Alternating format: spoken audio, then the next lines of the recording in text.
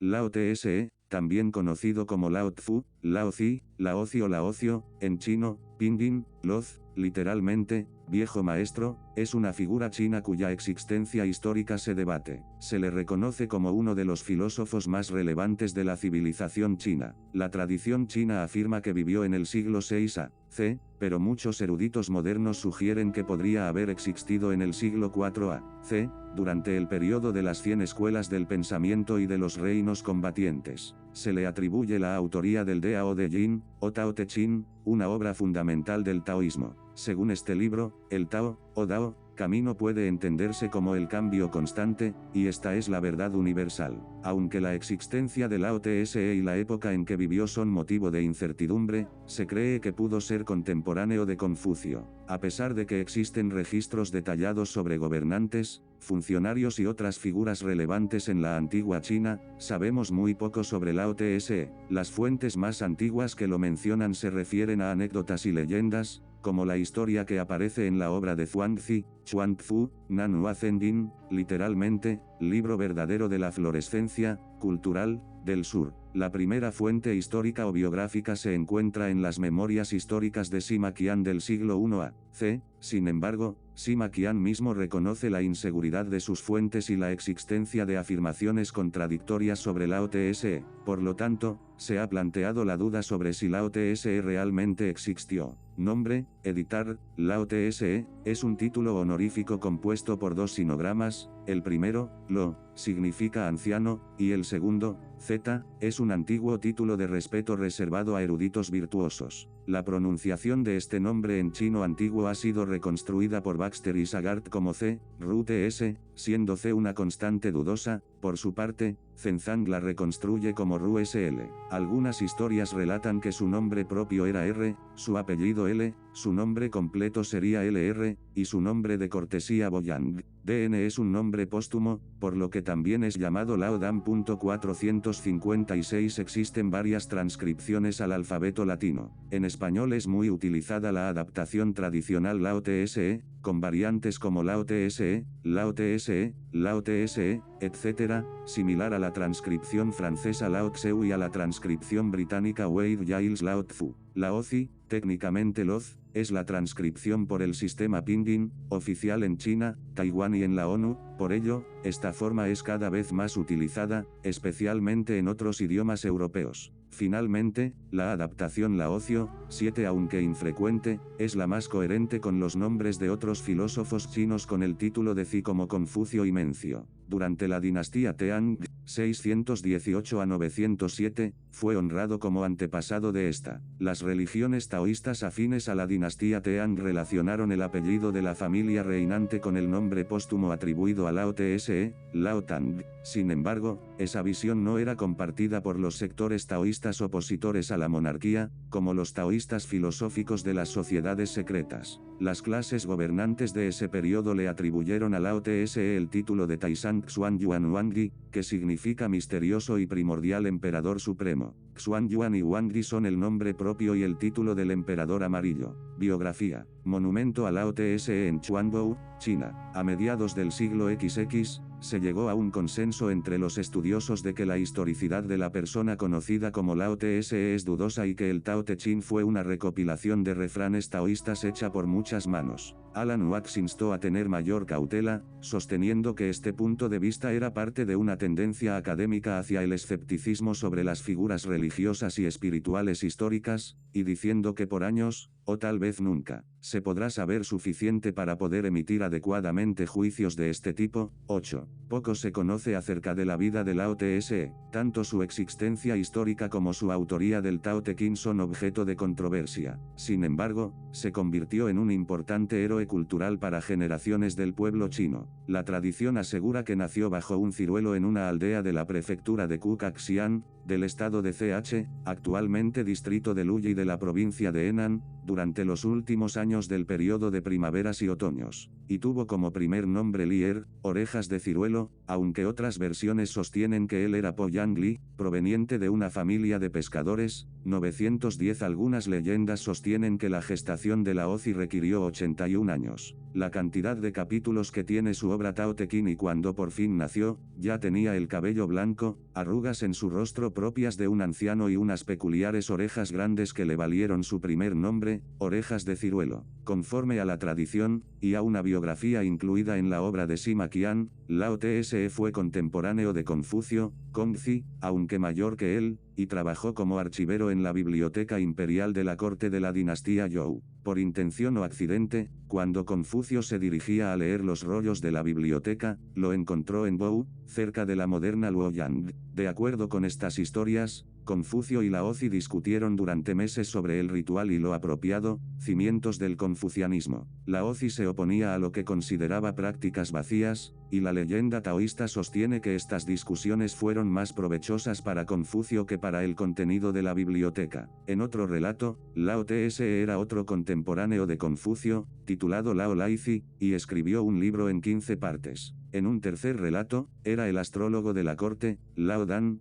que vivió en el siglo IVA C durante el reinado del duque Xian de Qin, 1112. El texto más antiguo del Tao Te Ching hasta ahora recuperado fue escrito en tablillas de bambú y data de finales del siglo IVA C. 13. Lao Tse renunció luego a su puesto, quizás por la decreciente autoridad de la corte Zhou. Algunos relatos sostienen que viajó hacia el oeste montando un búfalo de agua, a través del estado de Qin. Cuando llegó al paso de Sangbu, el guardián al que una fuente llama Jinji y otra Luanjing reconoció al ilustre filósofo. Le suplicó que se quedase un año en su casa antes de marcharse al destierro, y que escribiese un libro exponiendo su doctrina. El maestro se dejó convencer, escribiendo el Tao Te Ching. Hasta entonces, Laozi solamente había propagado su filosofía de manera oral. Después marchó hacia el oeste, adentrándose en el país de los bárbaros, donde su rastro se perdió para siempre. Algunas de las controversias modernas sobre su vida incluyen, la discusión con Confucio, que pudo haber sido inventada por los taoístas para hacer que su escuela filosófica apareciese como superior al confucianismo. El autor real del Tao Te Ching, o Dao de Jing, podría haber creado un personaje ficticio para que el origen del texto pareciese más misterioso, haciéndolo entonces más fácil de popularizar. Se ha discutido que Laozi podría ser un seudónimo de Dan, prefecto de los grandes escribas, Taish Dan, o de un anciano de Lai, una prefectura del estado de Qi, o alguna otra persona de existencia histórica. Divinización. A partir de su obra, mitos posteriores integraron a Lao Tse dentro de la religión china, convirtiéndose en una de las deidades principales de la religión taoísta, el cual vino a este mundo a revelar los textos y enseñanzas del Tao a los seres sintientes, siendo considerado uno de los tres puros de la Trinidad taoísta. Obra. Artículo principal,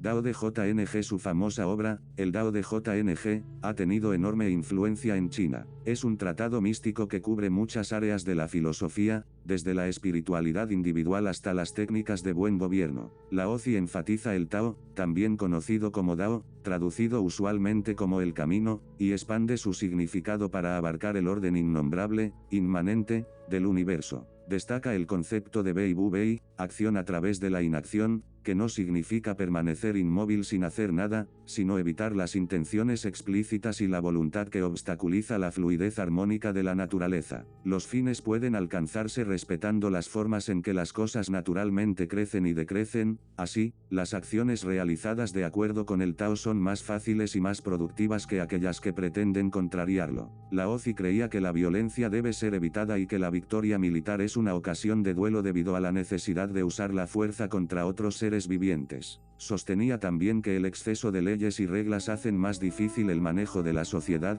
ya que oprimen las libertades de los pueblos. Como muchos otros pensadores chinos antiguos, sus explicaciones usan con frecuencia paradojas, analogías, apropiación de citas antiguas, repetición, simetría, rima y ritmo. Los escritos que se le atribuyen son poéticos, densos y frecuentemente crípticos, y sirven como punto de inicio para la meditación sobre el cosmos o sobre uno mismo. Muchas de las teorías estéticas del arte chino se basan en sus ideas y en las de su más famoso continuador, Zhuangzi. Las enseñanzas de Lao Tse, y consecuentemente las de la filosofía taoísta, están basadas en el análisis de la naturaleza en su más amplio sentido, con el fin de obtener el enfoque acerca del funcionamiento natural de la existencia, para determinar cuál es el orden natural de las cosas. Esta visión universalista es la que Lao Tse toma como punto de partida para su tesis filosófica, analizando el funcionamiento dual de la naturaleza universal existente, yin y yang, para luego ahondar en conceptos más amplios acerca del origen cosmológico del universo, y así determinar el funcionamiento fluido u orden natural con el cual las diferentes formas han ido mutando para perpetuar la continuidad de la existencia. Basándose en esto, Lao Tse determina cuál es el orden natural que los seres vivos, y principalmente el hombre debe llevar a cabo para mejorar su existencia y avanzar hacia el continuo cambio en pos de la superación, explicando cómo es que al no seguir estas normas naturales, el hombre se ha descarriado de su armonía cósmica y ha generado sus propias calamidades por contradecir el ritmo natural y lo ha sustituido por ordenanzas y actitudes absolutistas, superficiales y dogmáticas que acabaron por desequilibrar a la humanidad, favoreciendo a sus clases dominantes a costa del infortunio de las clases inferiores. Lao Tse utiliza simbolismos y alegorías en donde compara aspectos de la naturaleza para mostrar paralelismos con el comportamiento humano, algo característico de la filosofía taoísta y de otras corrientes de pensamiento oriental. A raíz de estas observaciones cosmológicas y naturales, Lao Tse desarrolla diferentes conceptos filosóficos que pretenden explicar los aspectos más trascendentes de la vida de la humanidad, abarcando así toda clase de campos de estudio, desde la cosmología y sus explicaciones acerca del origen del universo, hasta los aspectos de la vida diaria de la sociedad humana, como la sociología, la política, la economía y la religión. La base del pensamiento cosmológico y filosófico de Lao Tse es el Tao, Dao, un concepto abstracto generalmente poco entendible y hasta malinterpretado por los occidentales y los orientales que desconocen los conceptos del pensamiento taoísta. La malinterpretación superficial y religiosa hace creer que el Tao es un dios o algún otro tipo de entidad espiritual o suprema, pero en realidad Lao Tse describe al Tao como el origen de todo, la fuente primordial de todo lo existente, tanto lo físico como lo abstracto. 14 Por lo que define al Tao como un concepto superprofundo de unidad primordial que escapa a la idea fijista y mítica de un dios, un ser, o cualquier otra personificación. 15 Contrariamente, Lao Tse describe al Tao como abstracto, amorfo, intangible, inaudible e inasible, por lo que las posteriores formas de la naturaleza han surgido del Tao, y así también lo que carece de forma. 16 Por lo que el Tao no se describe como una de estas dos cosas, sino como la primordialidad neutra de la cual todo lo demás surge, siendo así el origen cosmológico y esencia de todo lo existente, y el concepto básico de la filosofía taoísta, pero no una sustancia vaporosa o un ser sobrenatural. Acerca del origen del Tao, Lao Tse plantea que al ser la primordialidad esencial de todo, es entonces el Tao el origen de las cosas y no el Tao la creación de algo o alguien más, debido a que son las cosas definidas del universo las que fluyeron de las mutaciones constantes y consecuentes del Tao, por lo que estas son las cosas que el hombre logra conocer y catalogar bajo nomenclaturas. 19 Pero el Tao en sí no es una cosa, sino que es la cosa en sí, no de la forma absolutista de imperatividad jerárquica, sino como esencia infinita generadora de los posteriores cambios que tomaron forma en las diferentes manifestaciones, por lo que tanto los seres vivos, los objetos inanimados, la tierra misma y el cielo, todos han de ser formas que surgieron de cambios anteriores de la propia naturaleza, siendo así la naturaleza la madre de todas las cosas, y en su punto ancestralmente neutral la naturaleza no había adoptado formas pero existía en sí misma, y por sí misma fluyó y adoptó formas en las cuales manifestarse, y es a eso lo que Lao Tse llama Tao, explicando que Tao es solo uno de los nombres posibles de darle, pero no el nombre original en sí, ya que son los hombres quienes requieren de nombrar las cosas para reconocerlas, pero la naturaleza en sí misma carece de nombres ya que no los necesita. A raíz del Tao, Lao Tse argumenta la dualidad consecuente de este, y por ende la relatividad natural de la existencia. Lao Tse llama ser, yu y no ser, bu a los dos aspectos ontológicos emergentes del Tao, el ser como categorización de todo lo manifiesto y perceptible del universo, englobando así todos sus aspectos y creaciones, y el no ser como el aspecto oculto y metafísico de la existencia, siendo la etereidad ontológica de lo manifiesto, pero no una antítesis del ser, ya que la metafísica taoísta no trata de antagónicos como los occidentales acostumbran a ver, sino que para Lao Tse la naturaleza es relativa y dialéctica, por lo que ser y no ser son dos aspectos diferentes pero complementarios, ambos provenientes del Tao, y no dos posturas estructuras distintas que se confrontan entre sí. El ser es el mundo fenoménico en el cual suceden las cosas, y el no ser el aspecto no fenoménico de ese mundo fenoménico, por lo que no existiría uno sin otro, y ninguno implica la anulación de su contraparte. No es el no ser un reino vaporoso y espiritual, y no es el ser una tangibilidad absoluta y permanentemente inmutable. Ambos son parte del devenir cósmico del Tao, y esto es lo que Lao Tse explica en su filosofía, siendo el Tao la raíz de todo lo existente tanto en sus manifestaciones físicas como en sus aspectos abstractos. El Tao entonces es en sí mismo absoluto, pero paradójicamente implica que nada es absoluto porque todo en la naturaleza requiere de cambios que permitan la continuidad progresiva del propio fluir cósmico, razón por la cual el Tao no existe en sí mismo como un ente jerárquico, sino como esencia de todo lo demás que ha surgido de él, y tanto los aspectos metafísicamente duales como ser y no ser, y las dualidades cósmicas como cielo y tierra, han de ser precisamente manifestaciones de la relatividad y complementariedad de los cambios mutacionales que el Tao efectuó y que dieron origen a la existencia, de modo que si el Tao fuera absolutista, la naturaleza no habría mutado y no se habrían originado cambios dialécticos que dieran origen a la existencia. Este es un principio altamente importante en la filosofía taoísta, ya que implica que el orden natural de las cosas es el fluir constante y que permite los cambios que generan la evolución en todos los aspectos de la naturaleza, razón por la cual Lao Tse insiste en la relatividad mutacional del Tao, ya que este es el único modo de lograr que las diferentes cosas logren amoldarse a los cambios para mutar y transformarse en formas más eficientes que permitan continuar el fluir natural de la existencia, ya que de lo contrario, se produciría el estancamiento que detendría el avance u orden natural de las cosas. Este concepto ha sido aplicado por Lao Tse en toda su filosofía. En cuanto al orden natural del Tao, Lao Tse explica que este es el modo en que la naturaleza permite la continuidad de la existencia, por lo que el Tao no realiza cosas en favor de intereses personales, ya que carece de intereses propios. Solo es el fluir constante de la existencia, favoreciendo así a todos los seres y cosas en pos de su continuidad en vez de inclinarse solo por unos pocos, por lo que el Tao es imparcial y justo. Es el equilibrio y la armonía que la filosofía oriental impulsa a seguir para mejorar la existencia, contrariamente a los tabúes y reglas absolutistas que el hombre impuso para favorecer a unos pocos, a costa del infortunio de todos los otros. Lao Tse enseña que todo es causa y efecto, por lo que cada aspecto que podemos percibir hoy, es originario de otro aspecto oculto que le antecedió históricamente,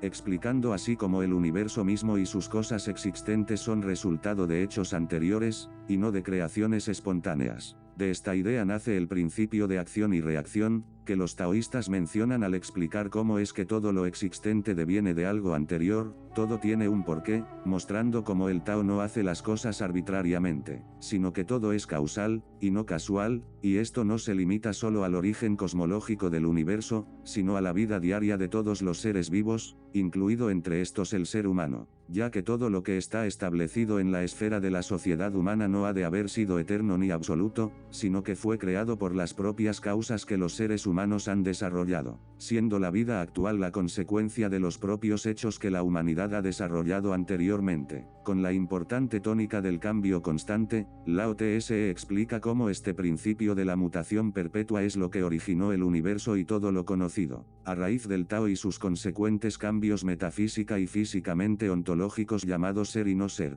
Lao Tse explica que el Tao en su unidad es mínimo y absoluto, pero tras mutar y relativizarse da origen a la dualidad, la cual se explicó anteriormente como ser y no ser, pero asimismo, el mundo del ser se subdivide en una consecuente tercera fase de esta mutación del Tao, originando así el universo conocido, representado por Lao Tse como cielo y tierra, siendo este el mundo fenoménico donde tras las posteriores mutaciones naturales consecuentes se originaron los diferentes elementos y los seres vivos, entre los cuales se encuentra el hombre. Tras la división del Tao, Lao Tse hace hincapié en el hecho de que toda la naturaleza es relativa y se sucede de cambios constantes dialécticamente complementarios, llamándole así a los dos aspectos opuestos y complementarios yin y yang, presentes en todo el devenir cósmico de la naturaleza, tanto en los orígenes metafísicos como en los seres vivos y el mundo fenoménico, aplicándose así también para analizar todo lo existente, incluidos los aspectos sociales y humanos que Lao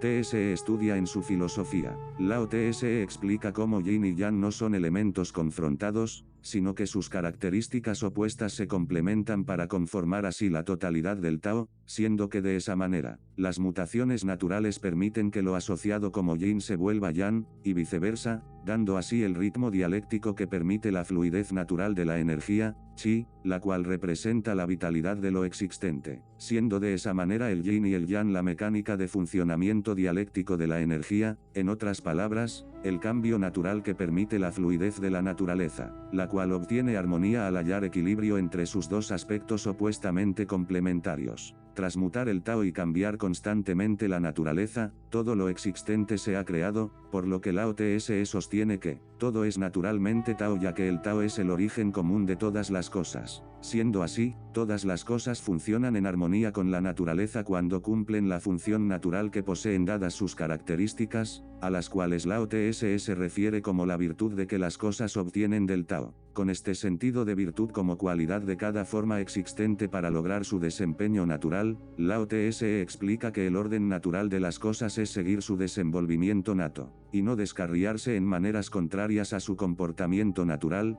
ya que éstas desequilibran la naturaleza y acaban por destruirla. De esa manera, Lao Tse habla de la virtud en el hombre como el funcionamiento armonioso en pos de su naturaleza y su desenvolvimiento social, en contraste con el comportamiento rutinario forjado por ordenanzas impuestas artificialmente que resultan contradecir la naturaleza universalista que el hombre debería seguir naturalmente para perpetuar su bienestar en el mundo. Así, con este análisis cosmológico, Lao Tse basa sus enseñanzas en el funcionamiento natural de las cosas, explicando que la naturaleza prosperó debido a sus constantes cambios evolutivos y a la no obstrucción de su desarrollo natural, mostrando esto como ejemplo para la vida del hombre, argumentando como las normas y tabúes impuestos no han de ser la propia naturaleza del hombre sino reglamentaciones artificiales impuestas por mandato jerárquico, siendo estas normativas restricciones que impiden al hombre desenvolverse con libertad y naturalidad para forjar un desarrollo próspero acorde a su naturaleza, por lo que la libertad que el hombre necesita solo la alcanzará tras liberarse de las ataduras superficiales para así adoptar la forma de vida libre y sin restricciones,